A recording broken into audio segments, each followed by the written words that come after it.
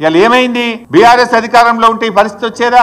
ఇవాళ బీఆర్ఎస్ అధికారంలో లేకపోవడం వల్ల, ఇవాళ తన శిష్యుడైన రేవంత్ రెడ్డి అధికారంలో ఉండడం వల్ల చంద్రబాబు నాయుడు గారికి నీటి తరలింపు సులువుగా అయిపోయింది. ఆయనకు ఈజీగా తరలించుకుంటుండు, అడిగేటోళ్ళు లేడు.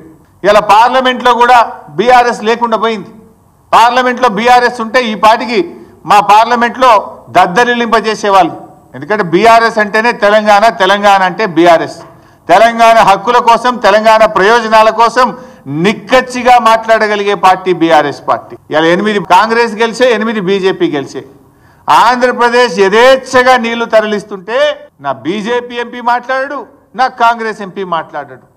పార్లమెంట్లో ఇవాళ తెలంగాణ గొంతు మూగపోయింది, ప్రశ్నించే గొంతు లేకుండా పోయింది.